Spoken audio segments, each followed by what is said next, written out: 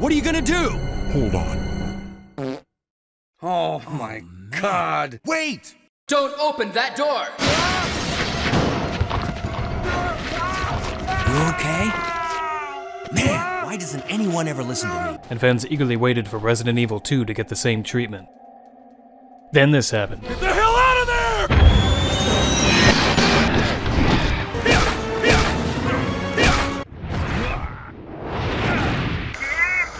What's wrong? What was that all about? Stupid!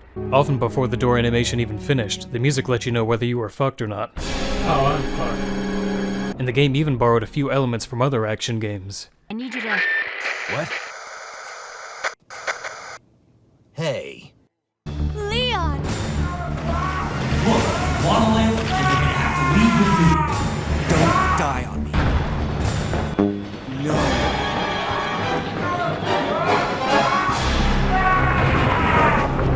As an officer, it's my job to look out for you.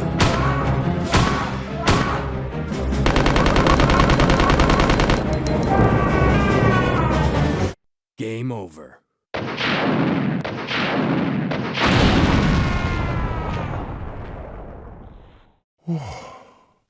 Sorry about that. Let's dance. Just dance.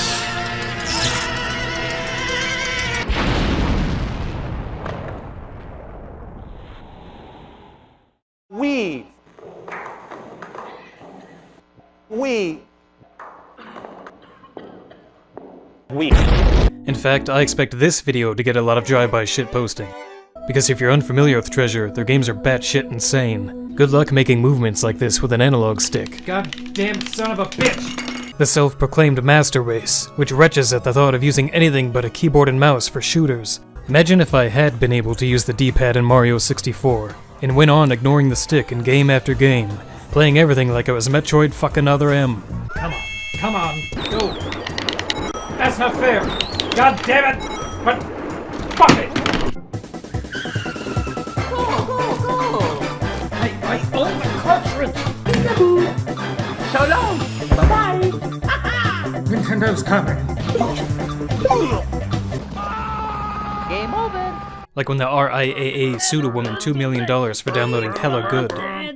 Hijinks Studios thought it was necessary to change the fucking font to Comic Sans. What if Nintendo succeeded in their efforts to shut down all ROM sharing sites and ended all unofficial emulation of their games? Would you like to see a world without emulation, George? Oh, that sounds cool as shit, mister. Let's go! Not only have fans made better emulators on PC, they've made better emulators on Nintendo's own hardware. It's never been re-released due to its entanglements with Nintendo, Microsoft, and the James Bond license.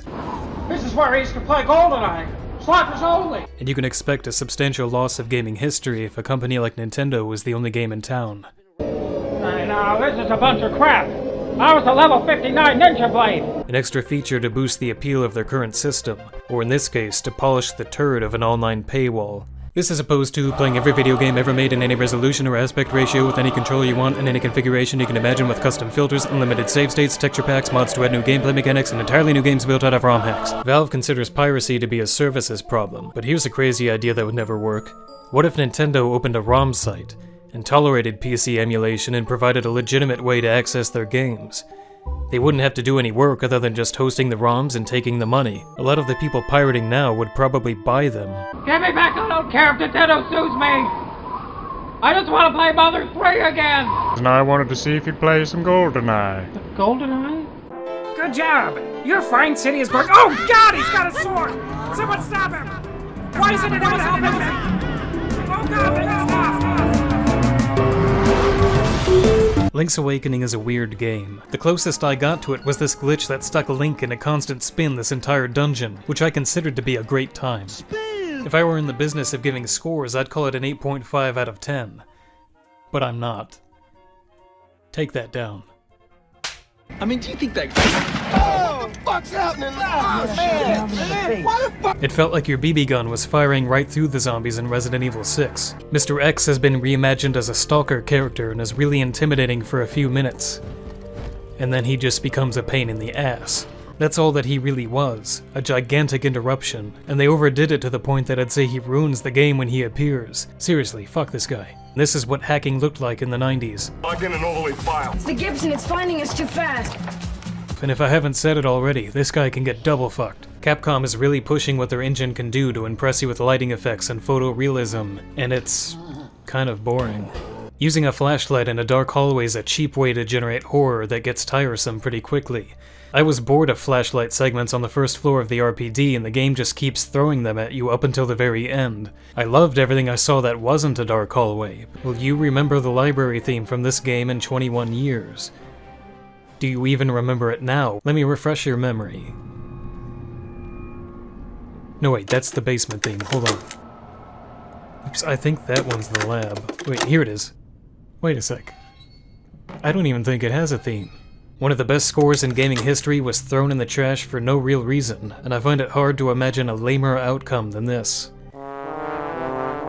Okay, well, it still sucks. Mediocre zapping system, good night, and good luck. And good God, don't fuck Nemesis up like this. Why won't he just stay down? Yeah, no shit. The last thing Nintendo wanted to do was start over and throw all that work in the trash. Axiom thought that the original dungeons were already as good as they could be, that they may as well just make a new game instead. The result is a game where you watch cartoon characters struggle with the reality that they're going to die, where Axiom's nightmares found their way into the game by pure coincidence, where Tingle... Did I screw that up? Nope, it's broken. I can only imagine Aonuma was replaying the game, ran off of a ledge, and thought to himself, this is bad and needs to be fixed. Whereas a player might run off a ledge and think, I screwed up, and I need to be more careful. And I'm stupid. The remake removes the challenge, as if it just wants to get itself over with as fast as it can, and generally doing a bunch of cool shit. Rather than asking players to do this, Nintendo replaced the beloved original swimming with... this. Slow, human swimming. It can't dolphin jump, can't take spiraling turns, can't do any cool shit. All Nintendo had to do was just not throw the original swimming in the trash. First, you burrow into a Deku flower. Then you pop out to stun him. Then you stab his new eyeball weak point. As soon as you're done, you can burrow right back into the ground and do it over again without any delay. The fight never gets good. He doesn't get wise and swat you out of the air. He'll still be standing around like a moron waiting for the final blow. Then there are the bombers. In the original, they stayed put until you talked to them. But in the remake, they're far more aggressive. I mean, look at this shit! I hear you can score a ton of rupees if you guess the daily numbers at the lottery shop. I never seem to be that lucky, though. Apparently, the Swordman School gives out a cool prize to students who master the art of the blade or whatever. You should try. You've been playing for an awfully long time. Shouldn't you take a break? Did you know about this mysterious song? Did you know about the Ice Arrows change is an insult to the player's intelligence. Twin Mold is an even worse example of the same thing. The original fight was admittedly just a showcase for the Giant's Mask, but being able to just wail on the boss felt like a fun reward after such an intense game. Then you get the Giant's Mask, and it all goes to hell.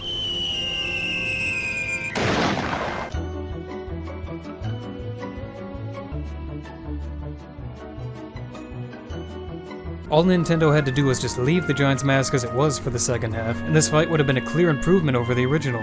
The stock pot end used to have warped floors, peeling wallpaper, a roach-infested kitchen, and what looks like spatters of... it's shit. All over the bathroom walls. The moon's face used to be a confusing mix of emotions, as if every negative feeling was being expressed by this thing at once. The new face is just angry, to the point of looking goofy from anything that's not- Alright. Ideally, they would have added some kind of clone button after playing the Elegy of Emptiness the first time, allowing copies to be created without the song. Why not put the transformation masks there so that they never need to take up an item spot, but did take the time to add 2 fishing holes?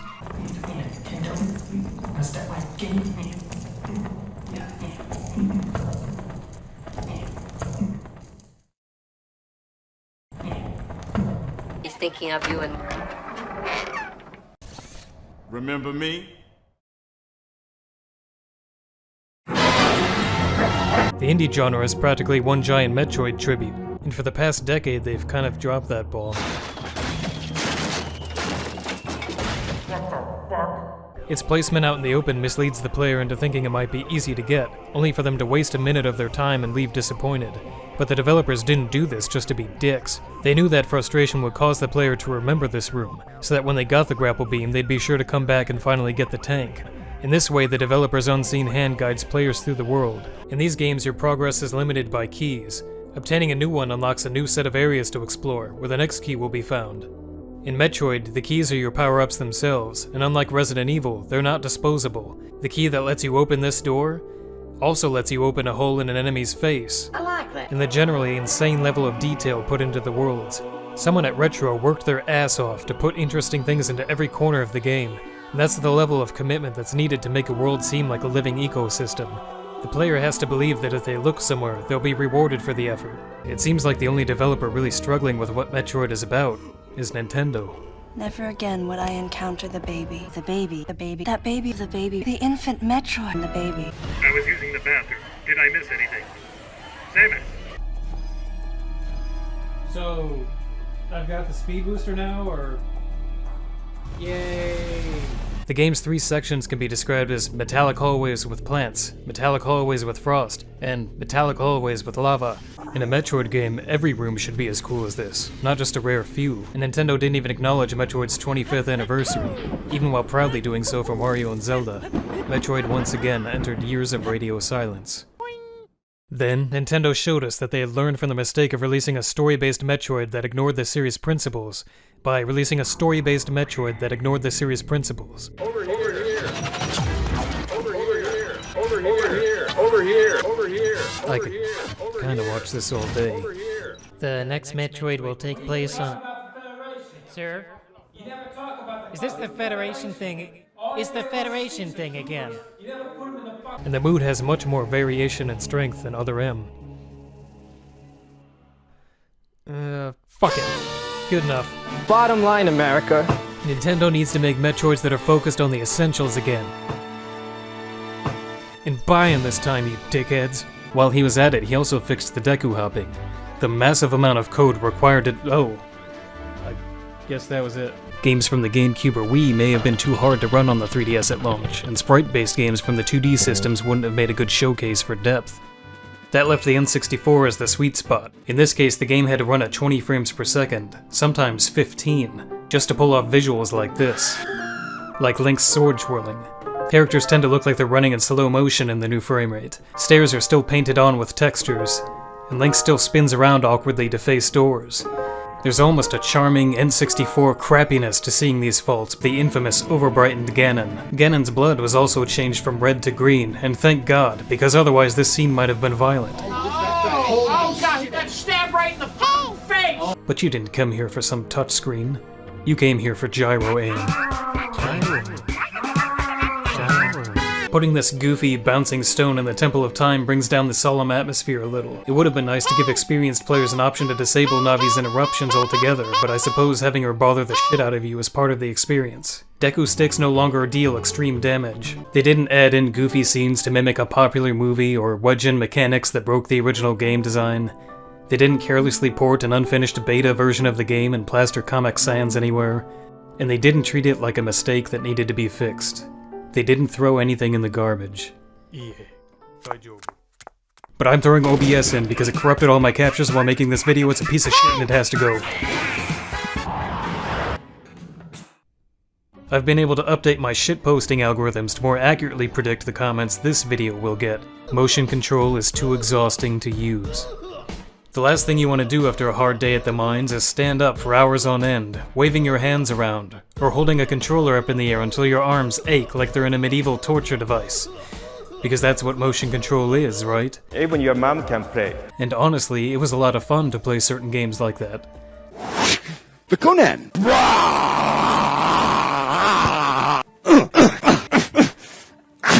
This is what motion may have looked like a decade ago.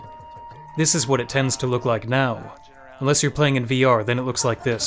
Whoa! I covered this in the last video, but a lot of people seem to have been in the bathroom during that part, so we'll do this again. You hold the controller like no, don't stand up. No, just definitely not. No, just hold it like it's a normal thing. No, just there.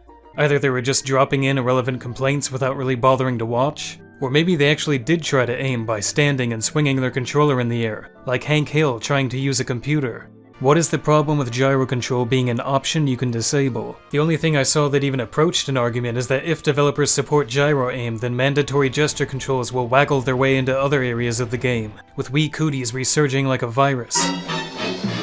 There's no reason for a side-scroller like Donkey Kong to use gesture controls for rolling. The next and by far most common response I received was a reminder that keyboard and mouse exists. Thanks, fellas. I'm assuming you're fellas because women don't watch my channel or talk to me. Analog sticks aren't as good at aiming. Enough to substantially close the gap. But there are these things called consoles that usually don't come with the keyboard and mouse in the box. I'm going to get a lot of shit for this, but this device wasn't designed for gaming. It has its origins in the typewriter, from a time when tuberculosis was a man's best friend, and you couldn't turn your back without someone drinking your milkshake. I drink it up! If you're still scoffing about what a plebeian I am from your panoramic gaming cockpit, if your main objection to motion control is that no one should use it because that's not how you play, congratulations. That's the most garbage argument of them all. I want to assume that these were mostly from PS4 or Xbox only gamers because if you game on Switch, or have any awareness of Steam input, it's kind of hard to ignore that motion is still very much a thing. Keyboards and mice... No amount of angry shitposting is going to undo that. Motion controls aren't going away. This is the worst case scenario if what I'm asking for gets implemented. Oh, dude, they had a gyro aim, man. That's lame as hell. I'm gonna turn it off. Okay. There. That was the maximum extent of your struggle with the gyro aim option. Skyward Sword splits its overworld up into 3 separate areas that don't connect or transition into one another in any way. Aside from a glimpse of Death Mountain on the horizon, these segments could be on different planets from one another, which lets you bypass the path you just took forever. In that sense, the world is disposable. Normally when a Zelda game releases, the reputation of the previous game improves. It's called the Zelda cycle. Combat is another victory for Breath of the Wild. For the record, the appeal of swinging a sword around with your own movements is obvious.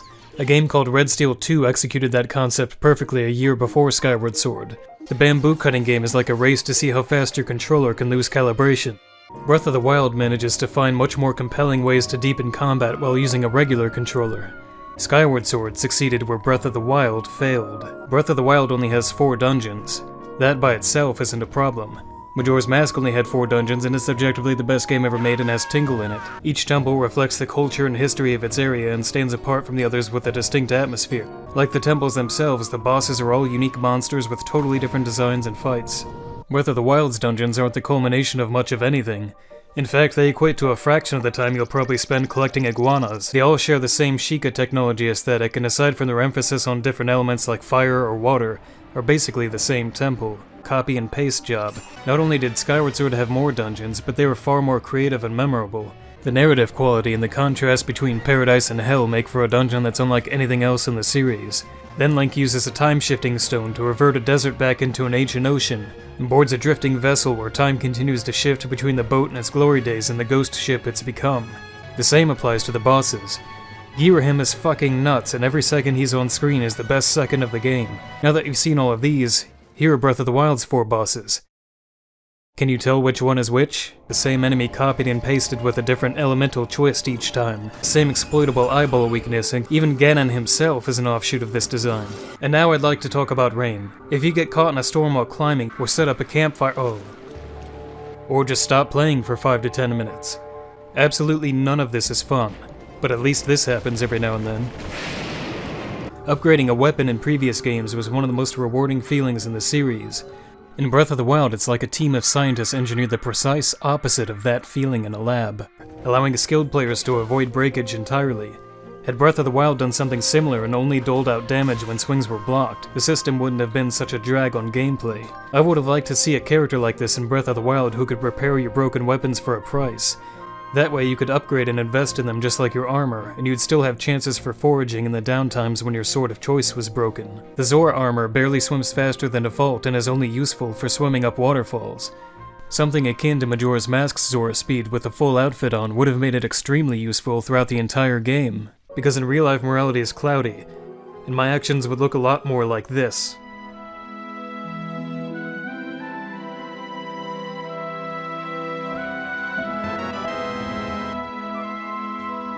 You can't drink that here. Get off your straight, you fucking bum.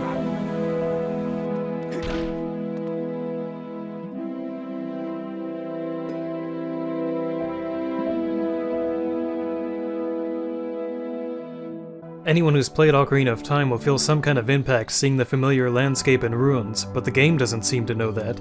There's no reaction at all from the soundtrack. It may as well just be another random pile of bricks, while the world is mostly silent with the same piano jingles playing no matter where your location.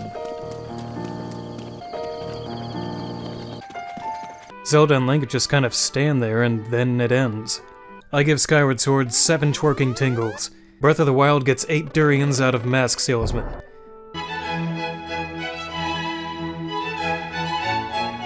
Welcome once again to Too Late Who Gives a Shit, the show in which I talk about old otaku games that didn't garner any noteworthy critical or commercial success and have since fallen into moderate obscurity, making this video a little cute. The narrative almost exclusively advances through cutscenes just before and after the boss fights in which the characters stand still and talk. It's very economical and stiff, but I wouldn't call it cheap, unlike some other games out there. Hell, blah, fool. Because here the acting has a lot of character and there's a simple play-like charm to it. The sword fighting is done with a single button, with different swings performed by holding various D-pad directions. It's very limited, but once you learn how to use all of the moves, it feels great to stylishly flow from one to the next as the fight changes. The swords also function as your keys in a Metroidvania sense. Everything in the game was hand-drawn and animated using custom software derived from Flash, with a few 3D elements blended in for effects that would be impossible with sprites alone. Vanillaware have mastered 2D at this point, and their work is proof that modern sprites can look far superior to polygons. The food of that period was researched and recreated as a game mechanic. It's not really necessary to cook or visit restaurants to complete the game, but it's hard to resist when the eating animations are so satisfying to watch. Raijin, the god of thunder, is imagined in a badonkadonked form. The story itself is based on the legend of Muramasa, whose swords were thought to contain his bloodlust. The game is so Japanese that the developer opted not to dub the acting into other languages, which seems like the right call. In the words of Miyamoto, even white boys got to shout. The boss designs are also inspired and inventive, with each of them being a totally different fight. The soundtrack is equally impressive for a game from such a small studio. It has a strong synergy with the visuals that reminds me of Super Metroid in a way that few other games do. The game also does the Hyrule Field thing, where the music changes to an alternate battle version on the fly. Faster drums and modern instruments like electric guitars get incorporated alongside the traditional instruments in a way that completely transforms the track, and then seamlessly drop back out once the battle is done. A game with great design can hold up even when the visuals aren't very impressive, and this game demonstrates that it also works the other way around. It's like Miyamoto says, "You can take a good look at a butcher's ass by sticking your head up there." There was a re-release on the Vita, which added a lot of new content and characters and seems like a major improvement. I can't comment on it personally since I never had a Vita to play it with. Jim is the only person who bought a Vita, and he's dead now, and he was buried with it, so now the Vita is gone. The Switch would be perfect for a definitive edition with full resolution visuals and all the Vita content. I'd buy and recommend something like that with no hesitation. Oh no! I think I'm gonna fall! You better not! Here I go! So how do these games hold up? Is the collection worth $40? And how does this Secret of Mana compare to the 3D remake from last year? I'll answer all of these questions and more, with science. Developers hadn't quite figured things out like don't kill the player when going through doors yet. Hiroki Kikuta really understood the SNES sound chip and made a score that focused on a few high-quality samples, which he created himself, with the other channels using lower quality sounds to produce background texturing. But also how well it suits the character of the game, or maybe even defines it. Even in the darkest segments, there are moonwalking zombies with cartoon facial expressions. The game makes me feel like a kid sitting on the floor in front of my Super Nintendo again, and it's not nostalgia. I never played the game as a kid. It just has an ability to transport you back to that place. The game was intended for the CD add-on Nintendo was developing with Sony at the time. It didn't go anywhere or produce anything worthwhile. When that project fell through, the game had to be condensed to fit on a 16 megabit cartridge, but the game is so overwhelmingly likable that it makes up for it. It is again like Wind Waker, a very flawed game that ends up being a lot of people's favorite anyway by virtue of how appealing it is. Square took the bold step of releasing a remake that makes almost everything worse and costs several times more. The game is cheap with a capital, they didn't give a shit about this game. I did a review not that long ago gushing on about how great Ocarina of Time 3D looks, and that game was made for even less powerful hardware. You can pull off great visuals on any system if the art direction is strong enough. The original architecture is carefully detailed and shaded. There are keystones, rounded turrets, and a different layer of bricks for the trim. The shadows aren't just darkened, but shifted to a bluish-purple hue. It all gives the castle a surreal appearance, like it's frozen in time in some other world. The cuttable grass is just a flat texture. The cannon travel animation showing the world map is cut out. A lot of the enemy designs miss the point, like the flower enemies that don't really blend in as flowers. Then there are just weird inclusions that remind me of a bad texture pack, where someone snuck in anime characters for no reason. Every model looks bad when the voice acting starts, though. Yes, sir. One night is 5 GP. One night is 15 GP. One night is 50 GP. This is all because you removed the sword! Go away! This is all because you removed the sword! Were they trying to make the game more epic and cinematic? And if so, why did they travel back in time to hire actors from the PS1 era? Whoa! I saw a white dragon up in the mountain! Yeah! Leave here now! Dancing has begun! I join in! Who's a spy? I'm not convinced that one isn't text-to-speech. Who's a spy? They paste the models over the screen in a larger view and zoom right up into their faces so that you can get a detailed look at the details they didn't put in. Horrific amalgamation of body parts, there's absolutely no polish here at all. Some of the sound effects are so out of place and delivered with such perfect timing that it becomes comedy.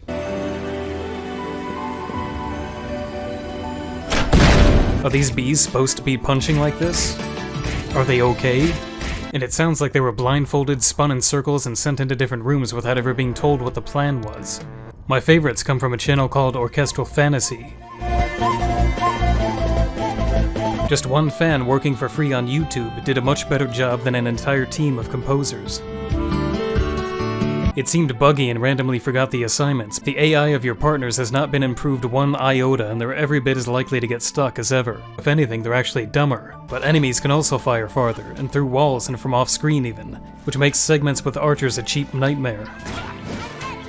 The most damning thing I can say about the remake is that fan patches have brought its best changes to the original, sometimes in better forms. If you want a better playing version of Secret of Mana without compromising any of the game's character, this is it. The game had rampant crashing and glitching issues because Square was apparently too cheap to even hire bug testers. What surprised me the most is how much I enjoyed playing it in spite of all the faults. I guess Secret of Mana is such a fun game that even a bargain bin remake of it can be a good time. It's a little like a $1 frozen pizza. It's bad, but you can have a good time eating it. Only in this case, the price doesn't match the quality. This remake is garbage. I said it's garbage! Oh. And if you think it's unfair to describe this as a collection of ROMs, well, that's literally what it is. People have extracted them and they're all in the standard ROM formats. The Trials of Mana ROM had to be translated and patched, and that wasn't a small job, so if they wanted to jack it up to $30, that would have been fair. At $40, I want a little bit more than what the collection is offering. Including the original manual and artwork also would have been a great addition, since that kind of supplemental content is the exact kind of thing an official release can offer that an emulator can't. The main reason I bought this was just to finally pay for the game, which felt nice. But now I'd rather go back to emulating it rather than playing it on the Switch. On the sheer quality of the games, I'd give it 9 tingles, but they're sad. Here at Nerrel, we're known for our high-tech analysis of hardware and software, and today will be no different. It comes with the same cable as the Switch Pro controller, and as far as I can tell, it doesn't transmit data over it. More on that later. The Switch Pro had a terrible problem with adjacent directions triggering without being pressed. Right now I'm holding down and wiggling slightly, and as you can see it's registering left and right like mad, but not down. This is what that looks like in-game. I suck at fighting games, but I was at least able to pull off a few Howdoukens. Howdyken!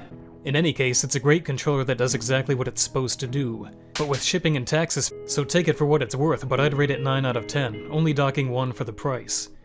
Did you see what I did there? I put the wrong number on the screen, it's just a little joke I've been doing to see if people are paying attention. I did it on purpose. Nintendo is using their classic games to cover for what I think is universally agreed to be a pretty terrible online service, which isn't even really a service as much as it is a ransom fee for online play. Samuel Norton, you are under arrest for using a save file editor. Honk and open this door. Because Law Talk is boring, I'm going to add an explosion every now and then to keep you interested. And because I'm not an expert, I'll also be checking in with a legal advice. ROM dumps could be rented, just like physical media. For my younger viewers, there used to be a place called Blockbuster Video where you could rent giant plastic pieces of shit with movies on them, and if your VCR felt like it, the tape would get mangled and you wouldn't have a movie anymore. If the store didn't have enough copies of the film you wanted in stock, then you wasted your trip and had to get back on your dinosaur and ride home to the cave empty-handed. The point is that legitimately ripping all of your carts will require a lot of time and money, but it's worth it to know that your emulation is fully legal.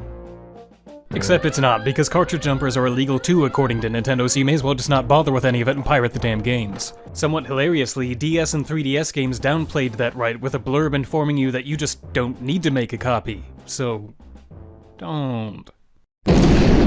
So basically, you're legally entitled to create archival copies, but you're legally forbidden from creating archival copies. If it's not clear yet, this is a giant fucking mess. Many indie game developers got their start modding classic games using emulators and various ROM editing tools. Some of them have gone on record to say that this is how they learned to make games in the first place. Without unauthorized game dumps, there would also be a massive amount of video game history lost. This is an example of how important it is to not only preserve games, but to make them accessible. So, hey kids, wanna play Mother 3? Yeah! Get in the car, we're driving to Frisco, Texas! Yay! So, hey kids, wanna drive for 5 hours to look at this fucking building? A lot of fun games in there. Anyone wanna take a picture? No? I kind of just wanna die on the sidewalk. For my younger viewers, the Wii U was a clunky piece of shit that no one wanted or bought except for me and Tim, Jim's Nintendo-loving brother, God rest his soul. If you grew up in the 90s, you spent many nights playing this game at your friends' houses until 4 in the morning. And if you didn't, you're a freak, and you deserve every shitty second of your non-Pierce Brosnan life. Do younger players know what GoldenEye is? Or care? I made a joke on Discord by having new members ranked as Clobs, expecting that the reference to the shittiest gun in gaming history would be clear, but no one ever seems to know what it means. When Seiken Densetsu 3 finally released as Trials of Mana last year, after 25 years of waiting, it likewise was a big deal and got a fair amount of attention. Star Fox 2 turned a lot of heads when it was included with the SNES Mini. Here's the thing though, no one would give a shit about a lot of these games if not for emulation. If the Japanese Trials of Mana ROM hadn't been translated and shared online, word of mouth of its quality never would have built up and the game would have been totally unknown in the West when the Collection of Mana came out. When it comes to beating a dead horse, Nintendo's retro services are my steed of choice. They're using these games to bolster the value of their online service, as a spoon of honey to make the medicine go down. I mocked up a Nintendo ROM storefront as a gag, but the more I think about it, the more it seems like the sanest solution. A lot of people have flooded my comments with praise for Sega's handling of classic games. You can go on Steam right now and you can buy a gigantic bundle of Genesis games for $30. You can play the games using Sega's emulator, which has a fully featured front end, but if you want more control, you can take the ROM right out of the game folder and use it with whatever the hell you want. Sega is doing what Nintendo don't and Nintendo never will, by selling official ROMs on PC. Emulation is legal, and while enabling the scourge of piracy, it also does a wide variety of valuable things for the industry. James Bond. James Bond. James Bond. James Bond. James Bond will kill you. He gives no fucks. James Bond will love you. He is a total stud in bed. The world. A dangerous place where everything sucks all of the time. But Metroid games are fun. By the time I finish this review, at least 17 of these games will have sequels out. And even with every ability, it can take a while to get where you need to because the map is absolutely massive. Massive and boring!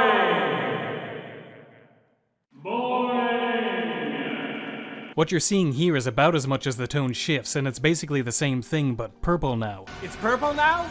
It's purple now. Ori and the Blind Forest is one of the best looking side-scrollers I've ever seen, seamlessly blending 2D and 3D elements together in a style that resembles Rayman Legends, but with a bend towards Miyazaki films.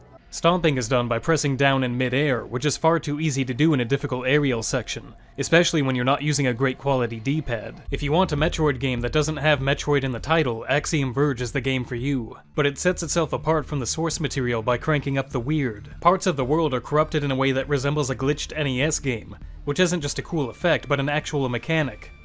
Enemies and objects can be both fixed and glitched in ways that can be beneficial or harmful depending on the scenario. In fact, there are almost too many power-ups. You probably won't even use half of the beams in the game, and I might have preferred them to stack together rather than all being separate. But they do provide useful options for hitting enemies in every possible scenario, and you'll often find that a beam you've ignored is perfect for a specific boss. Axiom Verge's solution is a giant Monty Python head running down a very, very long hallway. If you haven't played it yet, just do it, you stupid baby! There are many, many more games to get to, but too many for one video, so if you liked this review, stay tuned for part 2. Which games will be included? What will the scores be? 8? 7? Will 15 make an appearance? What's her name, soldier? Sit and spin, dead. Where do you get off having that much bad boy attitude? Oh, this guy doesn't play by anyone's rules. Are you some kind of bad boy or something? Yeah, I'm thinking I'm a bad little boy. Their argument is usually that Resident Evil 6 should be approached like a Platinum title, a stylish, over-the-top action game like Vanquish or Bayonetta. As the internet's most unbiased nobody, I feel as if it's my reluctant duty to answer this question once and for all. The controls work really well. Nothing is more fundamental to enjoying Resident Evil 6 than understanding its mechanics, and this is one area where Capcom has to be blamed for failing to communicate this to players. Usually games with complicated controls have a tutorial to walk you through everything you need to know. Resident Evil 6 technically has one, but it wastes its time trying to impress you with explosions and slow-moving quick-time events. But if you take the time to practice each move on your own and build up the muscle memory, there's an incredible amount of mobility at your disposal. You can duck or roll in any direction to avoid attacks, and even when you're on the ground, you can continue evading. You can power slide with guns blazing in reverse direction to continue shooting up the enemy's back. Pressing aim and fire at the same time will let you do a powerful quick shot which stuns the enemy right away and sets them up for easy follow-up attacks. So does that mean the critics really were closed-minded and that Resident Evil 6 was a misunderstood masterpiece? No. Listening to most of the arguments in favor of the game, you get the sense that its fans would be fine with everything taking place in one big room, with zombies funneled in for you to endlessly roundhouse kick. And that's kind of what the Mercenaries mode is. This is probably Resident Evil 6 at its best, with the focus purely on its combat. Jake's campaign has a chapter where you search a mountain for 3 digital MacGuffins. We've got to find them. There's a giant icy slope with snipers, machine gunners, and snowmobilers charging down it, and if you get hit or do any of your fancy moves, you'll slide all the way down to the giant cliff at the bottom. This is video game hell. Ada has to search an aircraft carrier for, say it with me, 3 who gives a shits. The soundtrack is full of generic military themes. And stuff that sounds ripped off from other sources. Crushed the blacks and blew out everything bright with bloom. It's the game equivalent of doing this. And the game has a lot to hide, considering that getting close to practically anything will reveal GameCube-level assets. Wait a minute. This lady gets around. Resident Evil 6 feels like a step down, and at least on PC it literally was. It's clearly a game where you're supposed to be charging forward without ever stopping to look around. Wait a minute. That guy gets around. You can pinpoint the exact moment Resident Evil died as a horror series, and it's right here. When zombies with AK-47s started tactically ducking behind cover and firing back. While we're waiting, here's a list of things you can do that are more fun than playing Resident Evil 6. Play Bayonetta, or Vanquish, or any of the other much better games that people compare this to when trying to defend it. Apply for a bank loan, read a good book, feel tired, take a walk in the sun, confront a friend, violate parole, press the power button and turn Resident Evil 6 off, and many more. But then a scripted car crash happens, an ambulance crashes to block off every route, and you're forced right back onto the linear rail to start another scripted sequence that will in turn lead to another scripted sequence that will always end the same way. It's not a game as much as it is a Universal Studios ride, the one where the shark pops out. And Chris still has plenty of his own bullshit sequences like this one, where slightly touching the edge of the dock causes him to die? This motherfucker can't swim? He should be able to just punch the water out of his way. Jake's campaign has you fight the same chopper again, only this time from the street level, where you have an even poorer view of it, with even less ammunition, and don't even have the excitement of it shooting back. Welcome once again to video game hell. Well, it doesn't really seem to matter because it's all scripted cinematic bullshit, and that really is key to enjoying Resident Evil 6. You have to like stupid, pointless, exploding, action movie bullshit.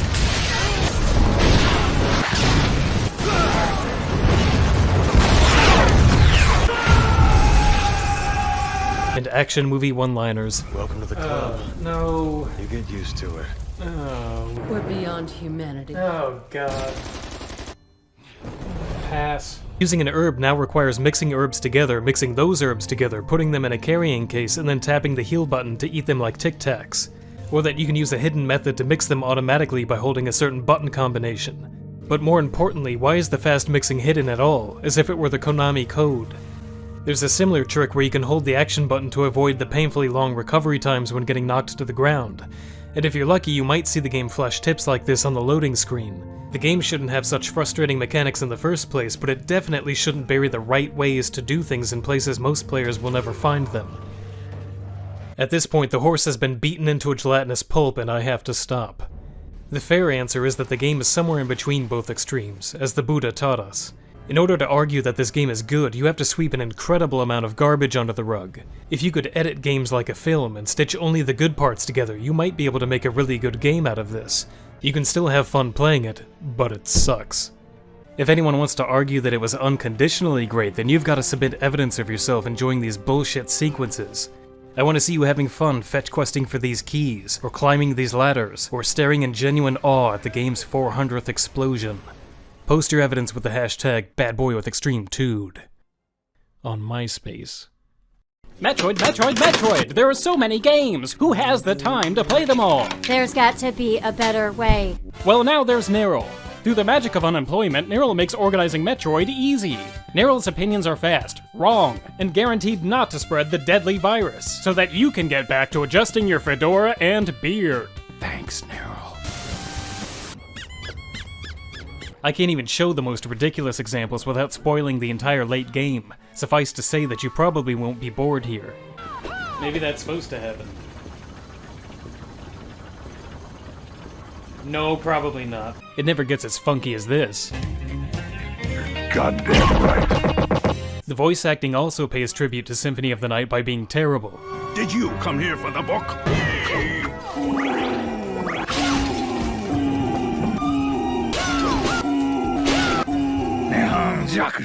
Hey, I think I see a Metal Gear.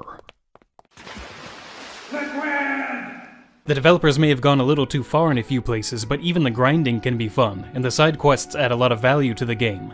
I didn't plan on doing 100% of the game, but I just couldn't stop myself. Playing it never stopped being fun. The important thing is that it's more fun than Hollow Knight. People explode, chainsaws are thrown, Frankens are steined, and cans are recycled. That's a thing that you do. There are overt references to Castlevania and Cave Story mixed with a lot of Japanese culture, sometimes bordering on being a pixel art version of Muramasa. Guacamelee is old. Really old. Hold on. That's more like it. Sometimes the game itself can't keep up. Maybe that's supposed to happen. No, probably not. The way the world is structured reminds me of Zelda 2 or Lisa the Painful RPG. The tone of the game is another departure from Metroidvania, because Guacamelee is bright, colorful, and funny. Guacamelee is one of the strangest Metroidvanias I've played, as if a totally different genre hijacked the Metroid formula and it worked. The game is really satisfying and fun, barring a few tedious battles towards the end. I'd give it... Hold on, the meter is stuck. You know what, let's just call it another 8.5, another Metroid 2 remake. The game serves as a great complement to Nintendo's 3D remake, with 16-bit visuals and gameplay that make it seem like a lost Game Boy Advance entry. There are constant references to other games in the series, but they feel purposeful rather than nostalgic. There are also nods to the Prime trilogy and even Other M. It's clear that Dr. M64 is a huge fan of the entire series and wanted his remake to connect with as much of it as possible. The old level design is adapted very well to fit the new content, and some of the additions stand out as my favorite moments of the game. Among them is a new research ship that provides a great change of pace from the underground tunnels. Samus Returns has a major advantage thanks to 360-degree aiming, which makes targeting weak points much more fun. The fights are also more varied and exciting. This is probably where the polish from having an entire team of experienced professionals shows the most.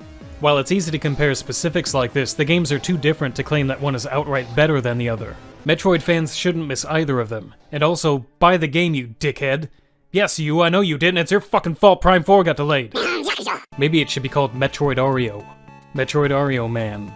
Blaster. There are also layers that make it impossible to fully experience the game in one playthrough. Sort of like Resident Evil 3, most events can go several different ways, but here it actually makes a major difference. Your actions can lead to different endings, weapons, or entirely change future level layouts. Miyamoto once said that he preferred difficulty to depend on the player's in-game actions rather than a toggle at the start. The leveling system encourages you to engage enemies to power up your weapons, while also giving extra incentive to avoid taking damage. In the area where the machine gun is acquired, the soundtrack has a rapid beat to match the fire rate, enhancing the fun of blasting away at everything. It's one of my absolute favorite soundtracks, and is probably a major part of why the game can feel like Metroid while scrapping a lot of the series staples. 15 out of 15. So join me in the future, when I shit on Hollow Knight 2 after playing it wrong. But I spotted two problems in this scene. The king's cape is clipping through the throne and Belladonna's nails aren't red like the character art. Oh, and her giant tits are taking up the entire screen, harking back to a time when it seemed like games were made exclusively for and by 13-year-old boys. But the Zenoa boss fight becomes a chaotic nightmare where your teammates will stand on spikes and dive faster than you can heal them. Between the bad camera, babysitting dumb AI companions, and the endlessly spawning little enemies, this fight is like a clusterfuck of all the things that can suck in a video game sucking at once. For anyone who hasn't played it yet, I'm happy to spoil that his weakness is water. Let your useless teammates die, spam water magic, and wail on them until the shockingly bad fight is over. Lips are synced, and the acting isn't as likely to hit so bad it's good levels, but I did still manage to bag a few gems. North of Laurent, on Light Castle Island.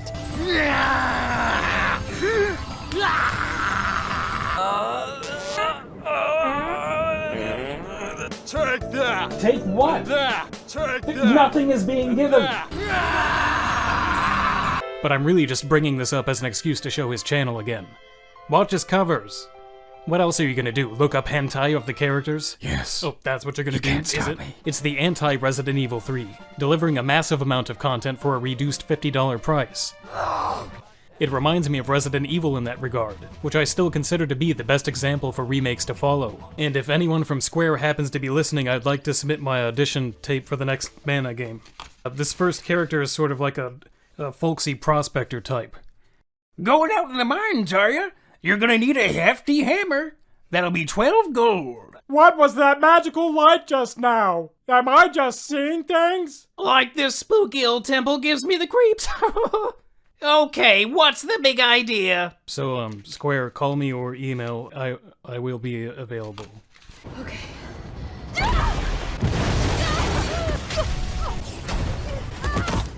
It's my turn, bitch! Suck it! Welcome to the club. There are a couple of ways to judge a remake like Resident Evil 3. One is to compare it to the original and have all sorts of fun pointing out what it does better and worse. I like to do that a lot on this channel, but in this case it wouldn't be very useful, because Resident Evil 3 is Resident Evil 3, as much as GoldenEye Wii was GoldenEye, which is to say it shares a story and almost nothing else. There's none of the original map in it, barring an occasional alley that bears a passing resemblance. The beginning of the game made a terrible impression, with Jill forced down a rail to speedrun the important events of the original in rushed and meaningless forms, and the choose-your-own-adventure style branches gave an incentive to replay and see the other outcomes. Backtracking was encouraged with new events cropping up in old areas. And the enemies and items were heavily randomized, making it hard for even experienced players to predict what was going to happen. This kind of depth helped make Resident Evil 3 the most replayable of the original PlayStation trilogy in spite of only having one campaign. The focusing system from Remake 2 returns, and one thing I didn't know about it at the time was that focusing actually increases bullet damage. So once again, while you can move and shoot, the game encourages firing in place as often as possible. At the height of its action, the game has hordes of zombies pouring in to the extent that they have to explode into cartoon puddles to prevent the engine from choking on all the bodies. I remember people scoffing when I said that horde rushes were the inevitable endpoint of over-the-shoulder Resident Evil. Well, here we are. Again. Boy, these monsters sure are bothering me with their weak points flapping around. I even liked Nemesis.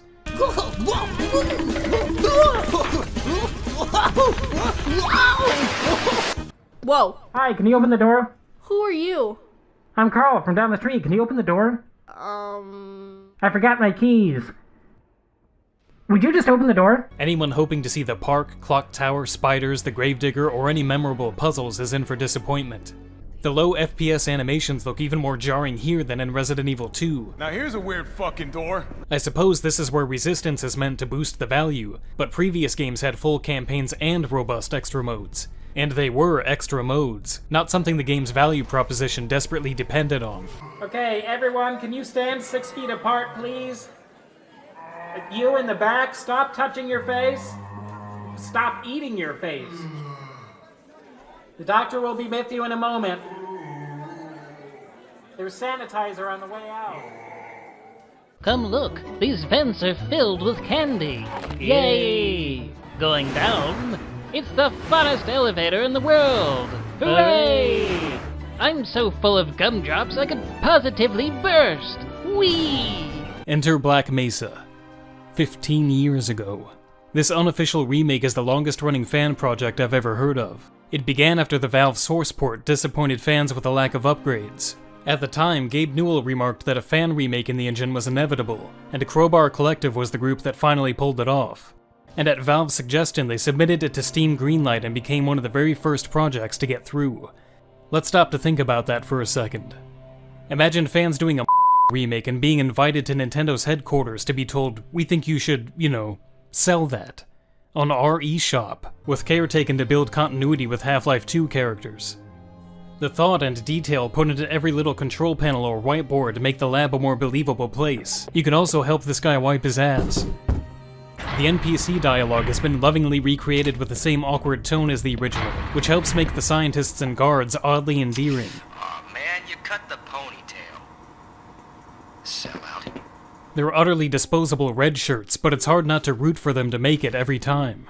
And when characters do bite the dust, they still explode into a gratuitous shower of random organs and bones, which somehow doesn't jar against the modern graphics.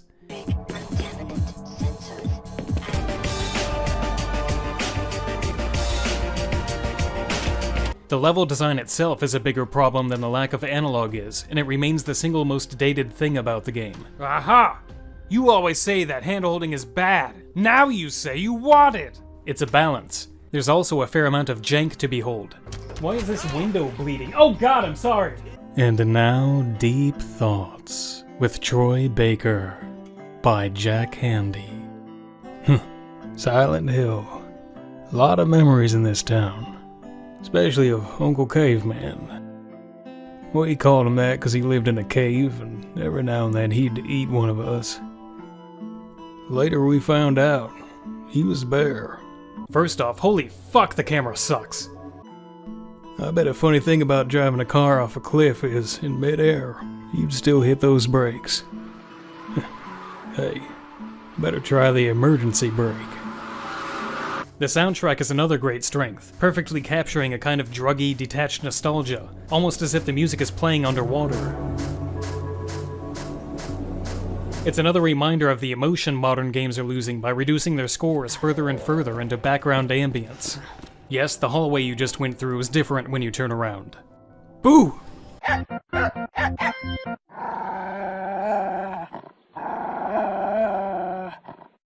Wow.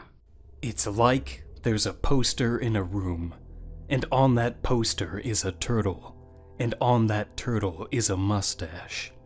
And in that turtle's eye is the reflection of a man wearing an even tinier mustache. And if you look between those bristles, you get a glimpse of the truth. Don't buy control. Don't buy control. We're being told. The DLSS. Features you won't be seeing in this video because I'm running the game on an AMD brick. It's just a fucking brick. You plug enough juice into it again, it comes out. There's great surreal imagery, and anyone unfortunate enough to have gotten an art degree will appreciate the celebration of brutalism and nods to modern art.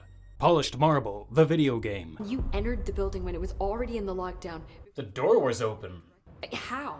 It's a sliding glass door. Just Somehow the hiss managed to infiltrate the building. the door was open. Do you not know what a lockdown is? I'd really like to play a sequel that genuinely incorporates Metroid gameplay instead of just hinting at it, with more variety to the areas and challenges. And here we see the game running at a locked 540p architecture, using AMD's bespoke quad rendering interface on the full fat PCB of the brick, taking advantage of all 4 gold pins on the PCI Expressway. We counted over 40 graphics in preliminary analysis. You've experienced the peak of platforming. Oh, fuck, I'm out. Now, take it to the next level with the Wario Land Fart Squawks Hotbox Hotel Nostalgia Fever Season Pass Deluxe Expansion Pack. Extend your expired license for another week of fun with new features like a sound test. Oh, no! Excuse me! And HD Rumble that lets you feel every beef. This expansion will only be available for the next 15 minutes, so call now and we'll include an extra set of Wario gas canisters. A $30 value for only $59.99. Howdy up, idiot! Maybe they were afraid of damaging their relationship with Nintendo, but I don't have one. Nor credibility, nor integrity, nor shame. So that's what you get with Mario 64. Plain emulation with batch-scaled textures. Happy anniversary! A prolific modder named Kaze had Mario 64 running at 60 frames per second over 2 years ago.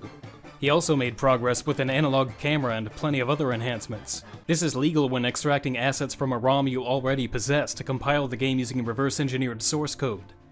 This version also has true widescreen and can run at 60 frames per second with improved draw distances. On top of that, it has support for analog camera movement, rumble, in-game button mapping, the option to stay in levels after getting stars, the Mario Odyssey mechanics, online co-op, a fun cheat menu, and whatever the fuck this is. Awesome. This is what a real celebration of Mario 64 looks like. It was ported to Switch within weeks of the PC release, meaning that there had been a 60 frames per second widescreen port of Mario 64 on Switch months before All-Stars released, and by all accounts, it's the more polished product. And as if Nintendo foresaw that people might be on the fence about buying it, they forced a cutoff date for the availability as a way of jolting you out of indecision. Maybe you weren't sure it was worth it, but now you have to get it before it disappears. It's the same tactic trashy infomercials have used for decades. This horse has been beaten into a cloud of vapor, but the most advanced feature Nintendo added with the Switch Online emulator was arguably rewinding, which was available on ZSNES 20 years ago. I dug it up and could barely even get the EXE to launch, it's so old, and yet it's still disappointingly competitive with Switch Online. They don't have to win the fight, they just have to put up a fight. They've demonstrated many times now that they'd rather push underwhelming products with underhanded tactics, and to add insult to injury, as I was playing this collection with Joy-Cons that are absolutely fucked, Nintendo is apparently mounting a legal defense that the issue doesn't exist, and isn't an inconvenience for anyone.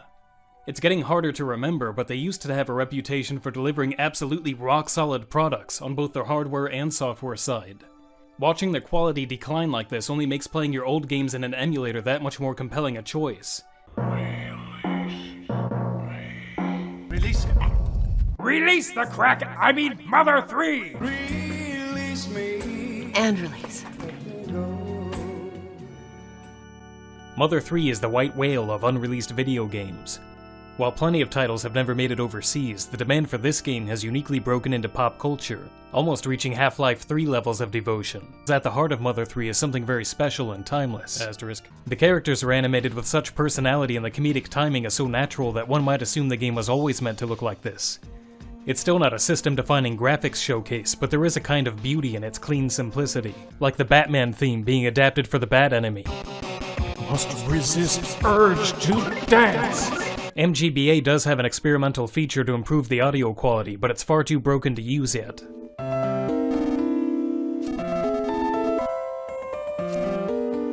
The concept is similar to Majora's Mask, where a greater density of gameplay is packed into a smaller area. Almost every interaction you have with anything in the game is funny, even the control tutorials. The continuing tradition of text entry can also lead to a lot of horrible, evil fun, but I may have gone too far in a few places. Look, this song was relevant when I started this video, and it got less funny as it went. Oh god, no. What have I done? And this is a game that has literal fart boxes in it.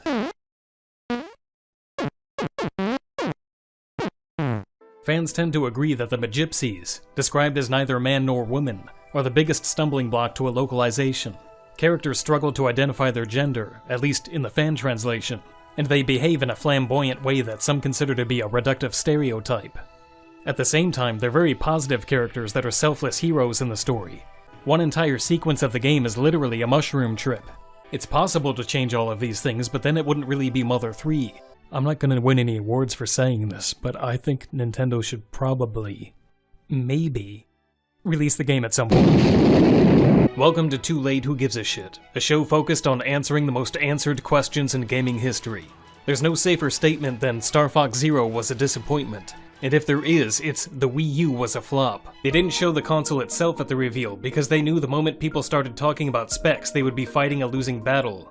A standalone gamepad hovered around $120, which was almost as expensive as using a DS Lite as the controller. 7 years is an eternity in the tech world. To fail to outperform the 360 in any way after that long was an embarrassment, and the Wii U wasn't even competing with the 360. It launched in the same window as the Xbox One and PS4. Buy a bunch of full-price games you've already played and our $350 system that will run them worse than the box you bought last gen. Batman is the same game that was released last It's year. not the same. Well, same content at least, a different It's way to not the experience same it. content. Jeff Keighley was exactly right. Not even Reggie could spin his way out of it. Oh, this is a $350 tablet that connects to the Wii, which is something that only an idiot would want. You add it to your Wii, or you don't even need to use the Wii. Do you need to use the Wii? So they completely blew it with both the casual and the hardcore audiences. That left nerds like me as their only demographic. The longtime fans that would buy, as Michael Pachter put it, a cardboard box if it played Mario. It was kind of a hurtful statement that unfairly— oh, for fuck's sake. The second screen obviously wasn't integral to anything. Yeah, I pronounced it integral. It's acceptable. And if you've got a problem with that, I will fight you in the comment section, you cowards! This is a level in Zero. It is very boring. I'm going to bring Sin and Punishment 2 up a lot from here because it's everything Star Fox Zero should have been. Kill me! Kill me now, goddammit! The fact that the controls are a nightmare warps it into a completely different dimension of shit. When solo, trying to aim in the classic TV view makes you feel about as accurate as Liza Minnelli after a round of Dizzy Bat. Seem to be pulling some serious cheese. Trust your view from the cockpit, Fox. Yes, it's no longer Trust your instincts. It's trust in the bullshit mechanic we wedged in to get you to look at the pad one last time after a whole game of forcing you to look at the pad. What I do know is that anyone hoping for a new Star Fox should bide their time by playing Sin and Punishment 2 instead. Nintendo should go back to study it. It's better than even a good Star Fox game on the Wii was likely to have been. Because it has swords. This is now a review of that game and I give it 10 out of 10 tingles. Pick it up at the nearest electronics boutique and forget about that nasty old fox. Good work, Star Fox. 2020 was supposed to be a great year for Metroidvanias. Then the coronavirus came along and terminated the release dates for every high-profile game. Now the only way to continue this award-eligible series is to dive into the weird stuff. The games they don't want you to play. Gato Roboto combines the appeal of Metroidvania with the power of cats, the best boys and nice guys who deserve a little tweet. Mwah. The game starts with a cat crashing a spaceship by jumping on the controls, which is a perfect encapsulation of the sadistic, willful evil lurking within these creatures. These are all standard roguelite mechanics, and this game has me convinced they don't belong anywhere near Metroid. I have some major problems with this unholy union, and no, I am not going to hold my peace. And now it's back to waiting to see if the world will let us have video games again, or GPUs, or pet bats, or pet GPUs. I had to buy this one on the black market with a cooler full of kidneys, most of them mine, and it only runs Crysis at 5 frames a second. Your right hand comes off? You meander around having a good time shooting werewolves and amassing cash. What are you buying? Just something an old friend of mine used to say. What are you buying? Heard that in a game once. The vampire lady everyone was horny for, and the last thing I want to say is that Capcom made a game about vampires and werewolves and didn't even bother to reference Twilight, the series that undoubtedly inspired this story. How can you put a werewolf den in the game without including our boy Jacob? And at least one of the vampires should have borne a resemblance to Edward, just to give a nod to the greats. Maybe Ethan himself could have been revealed to be Robert Pattinson. They couldn't even be bothered to work one head rip into the final battle. Shame on you, Capcom. I've done a lot of videos on emulation and they've all ended up somehow scolding Nintendo for having such weak services, but this isn't one of them. BSNES established itself as the best all-around Super Nintendo emulator a while ago. What you're looking at is an NES game, running the 8-bit equivalent of a texture pack. Mesa was discontinued last year, but it's still one of the most modern and accurate NES emulators, and it's the only one to support high-res sprite packs. Modders have taken advantage of this to boost the audio and visuals up to the 16-bit level or beyond, with surprisingly convincing results. The Zelda Remastered patch has lots of new animations and looks like a full-on remake. MGBA, or MGBA, is another example of this. Last year it added support for HD-affine graphics, basically accomplishing the same thing BSNES HD had done for Mode 7. And more recently, the developers worked with the Dolphin team to better emulate GameCube connectivity, meaning you can run 2 different emulators for 2 different systems in tandem in order to work your Tingle Tuner, which is kind of nuts. DuckStation. DuckStation has good accuracy, but also allows major enhancements to the resolution and general image quality. The PlayStation sucked so badly at being the PlayStation that polygons would warp and wiggle in motion, and DuckStation's geometry corrections can fix this. It also has a widescreen hack that works pretty well in everything I tested. The developer, Stenzek, has also just begun working on custom texture support, and has already achieved complete, global, Fat Yoshi saturation. Project 64 recently turned 20 years old and hit version 3.0, with an unshakable commitment to getting every last detail right, long after their projects are already good enough, and we should all be thankful that gaming history is in their hands. And as always, like that smash button, ring that bell, prove the chord. Your demographic likes this kind of stuff, right? Pack your Gibson, drink your Ovaltine. Get over here! You remember that? I'm losing them. Computer, pull the plug. Computer. No, pull the plug. Keep fucking that chicken. Number 9. Number 9. Number 9. Number 8. Number 9. Number 9. Sorry.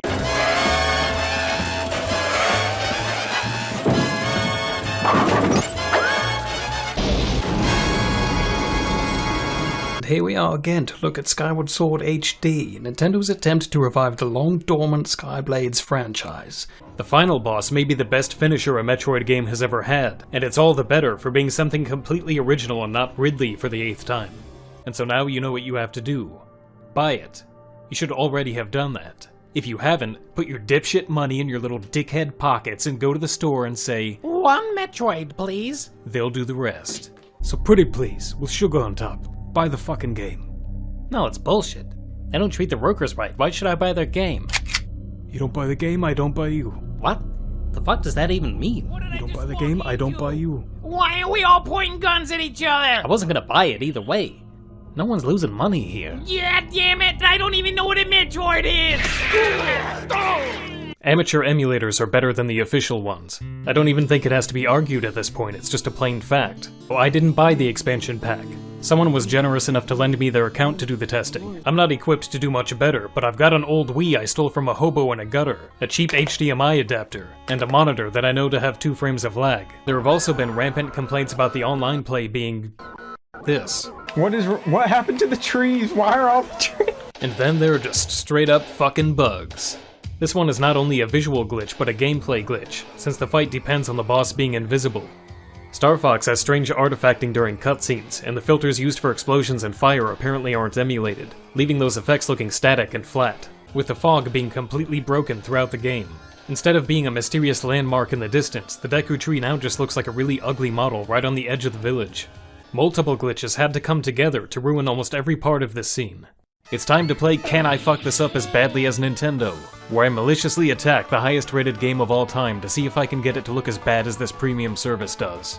I started with the obvious stuff like removing the alpha channel from the water texture and changing its levels, and while that got close it wasn't quite shitty enough. Then I noticed that the rock texture used on the side of the room looks very similar to the water on Switch, so I replaced the water texture with it and that did the trick. I fucked it.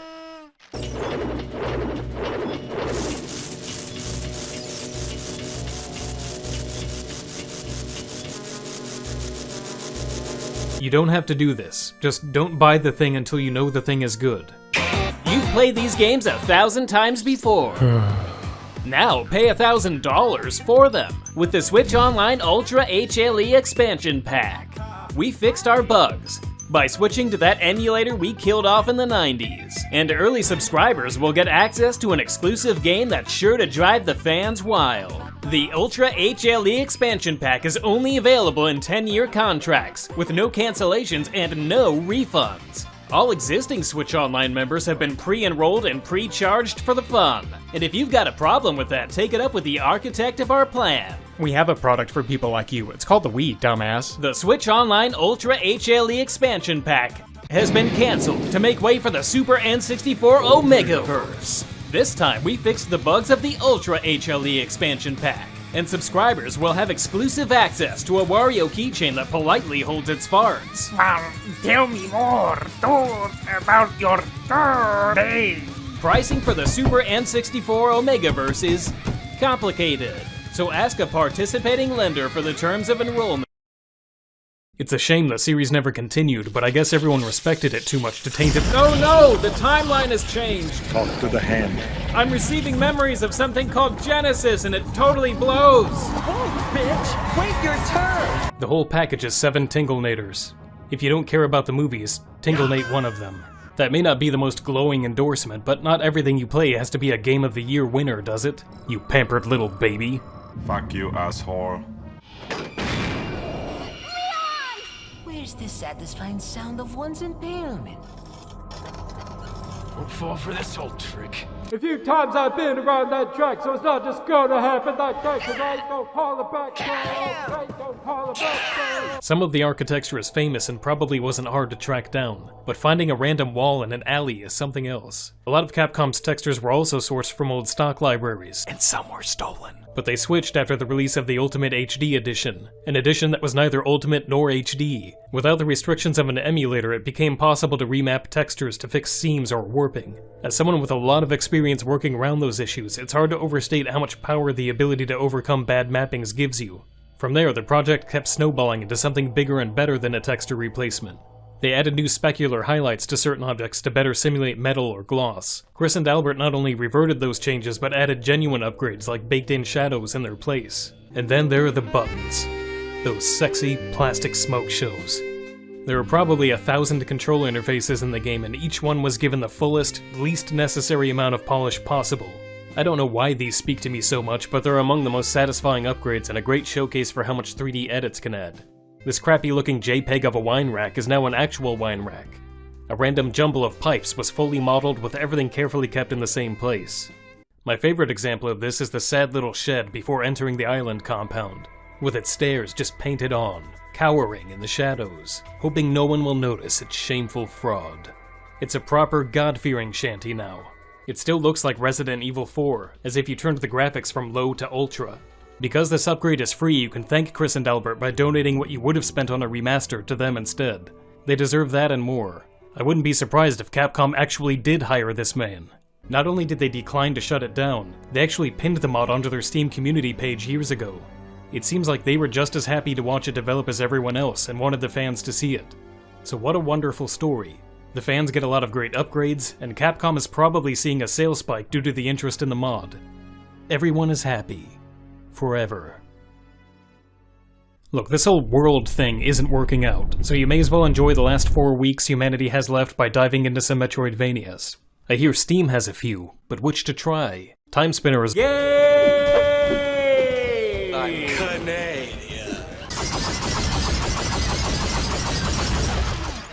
Kunai leans pretty far into melee action while still functioning as a true Metroidvania. Red is used as a cue to mark projectiles that can be bounced back to the enemy, and you can even pogo off their shots to reach higher places.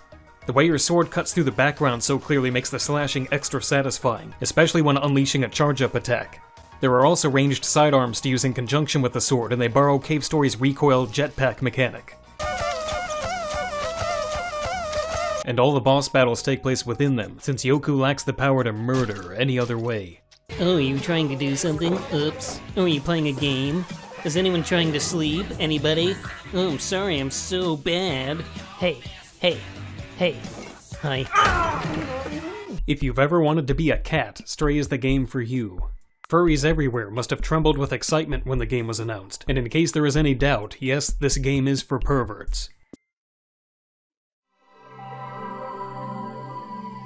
Mario, Zelda, and Metroid, well, Donkey Kong games over and over. Miiverse is long dead, but this series has kept it alive in some form by letting players add messages to the maps in Hub World, so any surface might end up host to something gay, furry, or gay in a furry sort of way.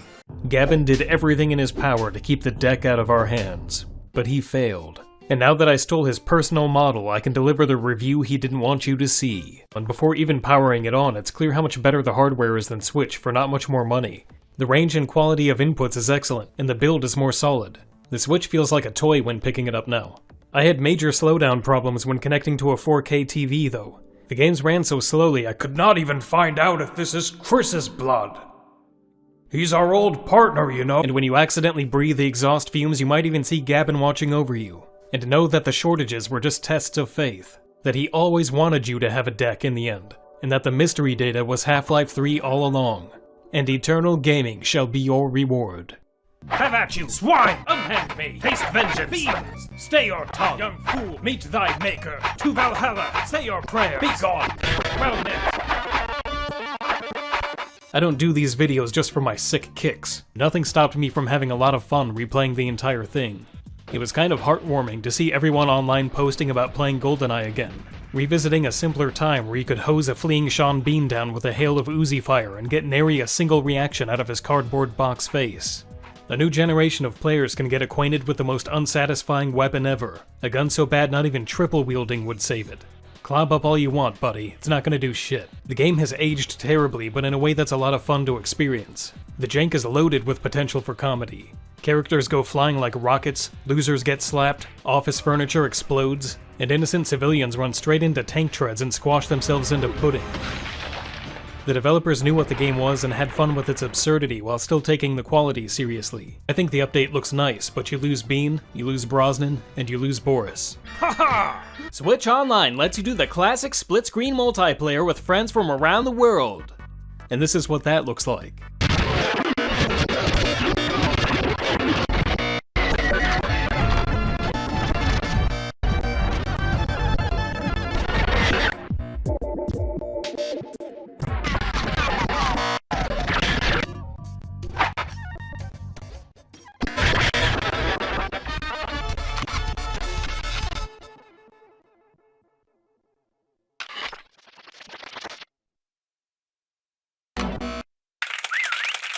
And that led to a jank shitshow spectacular. I've seen videos of this before, but it's another thing to behold its glory in person. As always, there's competition here from the fan community, which rebuilt the multiplayer mode in Source Engine years ago. It might not have that authentic low-poly charm, but it doesn't drop to 4 frames per second and screech robot atrocities into your ears when a friend connects. James Bond. James Bond. James Bond will kill you. He gives no fucks. James Bond will love you. He is a total stud in bed. Here comes James Bond, he's fucking coming to kill you. Here comes James Bond, he's fucking coming to shag you. The man with the gun, the mysterious look in his eyes. If you don't know who he is, that he is James Bond. He's James Bond. I'm Renata Bliss, and I'm your freestyle dance teacher. You could be completely uncoordinated, popping and locking. It's also a killer ab workout. You're going to get brilliant abs from it. Instead of Helena Taylor, Bayonetta was now to be played by Kiefer Sutherland, which brings to mind how strange it is that this series has spanned 3 generations of time on basically the same hardware. My name is Viola! V-I-O-L fucking A! Viola! If you've never played a Bayonetta before, try to warm up with 1 or 2 first. And be prepared for the second highest amount of ass Nintendo has ever published. Retro Studios returned for their first release in 9 years, giving the game an Ocarina of Time 3D style overhaul. So this really is just Metroid Prime with better graphics and controls, which is all it needed to be. But the Switch is basically an Xbox 360 Plus, and often shows its weakness with texture sizes. There's also a pathetic little reflection effect in the Chozo ruins that was not recreated, which will result in 4 full points being deducted from my score. Maybe if this remaster does well enough, there would still be time for them to reconsider, who knows. But anyway, you know, I'll stab your ass. Back in my day, remakes were reserved for games that had aged poorly, which mostly meant PlayStation and N64 titles. Evil Tonight is a miniature Resident Evil built in a top-down RPG style, though it's not an actual RPG. You aim and fire in real time, using a similar scheme to classic Resident Evil, and depend on a tight supply of health and, to a lesser extent, ammo to survive. Knife attacks are always available while using a gun, and the game encourages mixing both to conserve ammo and avoid stamina drain. The rhythm of shooting, dodging, and slashing is satisfying once you get used to it, and the top-down fighting is actually less clunky than the fixed camera games that inspired it. There's an 80s anime style to the character portraits that suits the in-game pixel look and the light tone of the dialogue well, though that light tone is a little awkward in a horror game. I'd play a 3-second clip for comparison, but then Universal would seize control of the video and fill it with body spray ads. Song of Horror uses classic fixed camera gameplay as a foundation while trying to push in its own direction. Pulling a sheet off a mirror was my first cause of death. I suppose the broken mirrors all over the game are supposed to be a warning, but it doesn't really follow that just seeing one will be fatal, especially after seeing plenty that are not broken.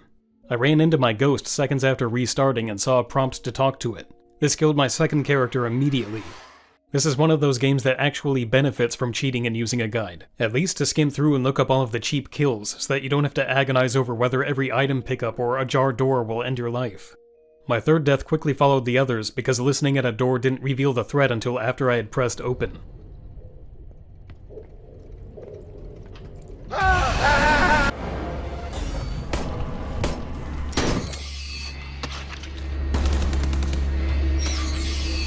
Singus is the coolest game I've ever played. Buddy, you sure? I thought that mixing Skyward Sword and Breath of the Wild might produce the ideal Zelda game, and while this isn't at all what I was talking about, I'm glad the Sky got a second chance in a form that actually works this time. It feels like the same damn Breath of the Wild, with the same fields, stables, music, and endlessly repetitive shrines. You fight the same Boko camps and Yiga assassins, and collect the same outfits, to go to the same places, talk to the same characters, and find the same damn Koroks. Sometimes in the same places they were before, which ran itself into the ground out of sheer triteness by his second appearance. The map is so stuffed with these that there's almost no direction you can look without spotting one, and I groaned every time I did because it meant the developers hadn't come up with anything more interesting for that area. Another fetch quest to collect a bunch of distant materials, which I noped right the fuck out of. This stuff in no way justifies spending 80 hours to scour the same map again. Tale of the Imprisoning War. Okay. Let me tell you about the Imprisoning War. Got it. It concerns the Imprisoning War. I'm good. During the Imprisoning. I could tell you the story by now. When I realized I wasn't enjoying the game, I changed priorities and focused on the sky and underground, only dropping to the surface to hit towers and shrines. I enjoyed playing much more this way. It felt like a real sequel with new things to do, like piloting jet planes, or knocking a dragon out of the sky and taking the fight to the ground. For some upgrades, you'll have to shoot the same dragon 8 different times, and it's more of a grind now that they no longer appear at set times of day. It's a mind-numbing bore, especially when the scales drop into a tar pit and disappear or get swallowed up by a chasm. There's a ridiculous number of combinations to experiment with, like putting a card on a shield to create a skateboard, or using a glider to fall more slowly. It's not likely that even resourceful players will uncover every possible combination in one playthrough. I fused a light to my shield and got a moderately useful tool. That lasted 10 seconds before shattering. This was one of the best shields in the game, and not a single enemy had landed a scratch on it. It exploded from being held, even with all the Sage allies joining in on the beatdown. The system is so bad that I wasn't even frustrated by it. It became funny. When you need your ally for something, they're either too distant to reach, stuck on something, actively running away from you, or not even present at all. But the moment a valuable item drops, they dive in front of it like they're taking a bullet for the fucking mare. You're fired! The arrow fusing interface is also surprisingly poor. There's just a single file row with every pickup you've ever collected in it. By the end of the game, it took me about 12 full seconds to scroll from end to end. There had to be a better way to do this. Maybe players could earmark the items they want to see first, or to appear in a second list of favorites alongside the general list. Being able to attach anything to an arrow is great, but it's annoying to have to manually pick the item for each and every shot. There should have been an option to set an arrow type like in the previous game, with the items fusing automatically until the player switches back. Social media has been full of the insane contraptions players have managed to fuse out of random parts, but it is janky as fuck. She's out of control, hold on, look out! Oh god! Forget her, she's gone! Hold on, the wheels are off! It's gonna get worse before it gets better! Oh god! The solution to one shrine is to run into a laser. Every fiber of your being as a gamer tells you not to touch lasers. There's a whole documentary about it, and the shrine reinforces that by harming you for doing so at the start. Then it tells you to touch lasers. These ones, not those ones. For all the hype about dungeons returning, they still feel a lot like divine beasts. You can make elixirs to climb in the rain now, which was music to my ears, but they do both fuck all and nothing. It's like a snarky prank on the people who complained about rain last time. Performance is even worse this time. Like, surprisingly bad. Especially when they finally attain PS4 level hardware. In 2030. And if you don't like that, build a robot to kiss my ass. I'm serious. Upload clips of your ass-kissing machines and I'll link to the best ones below. Preferably with full cheek coverage. Link, you must save Hyrule. Begin by bringing me 30 logs from the forests of Akala, 8 hot-footed frogs, and 6 blue bokoblin horns. Link, they must be blue bokoblin horns. Then seek Sage Jock in the mountains of Necluda. He will instruct you to come directly back to me. Then we will construct a weapon to defeat Ganon once and for all. After you've collected 40 muddle buds, 8 Gleok wings, a silver Lionel saber horn, and 90 Hylian pine cones. With the weapon assembled, you will infiltrate the castle, and then somewhere else because he's not there. And finally, deliver unto Ganon the decisive blow of 20 Hinox teeth, 2 Molduga fins, 15 luminous stones, a warm Dana, a cold Dana, a rugged rhino beetle, an electric Dana, 3 razor claw crabs, 10 chillfin trout, Hateno cheese, a mighty thistle, 2 golden apples, and a partridge in a pear tree.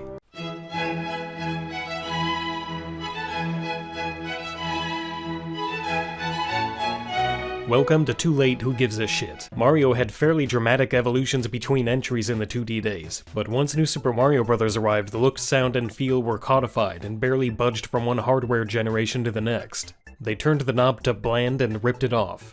I see what I consider to be Mario Maker hallmarks everywhere and wonder. Bullet hell flying stages, spiky obstacle gauntlets, and highly scripted platform rides. All of which the kind of stages fans like me churned out in droves. But Nintendo pushed far beyond the scope of what Mario Maker's toolset ever could have allowed for with the Wonder Flower mechanic. The goal was to make every level distinct by using unique gimmicks to transform the stages, and from stampedes to time warps, floods, plant musicals, and Mario transforming into a whole menagerie of weird shit, players are spoiled for variety. An almost entirely new cast of enemies is used with great results. There are deflating balloons, popcorn kernels, barrier-destroying Roman candles, and Langoliers, to name a few.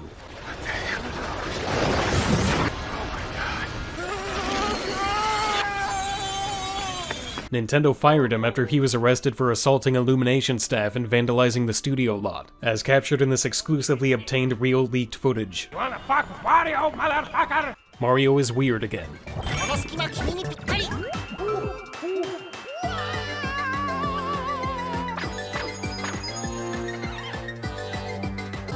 I'm tired.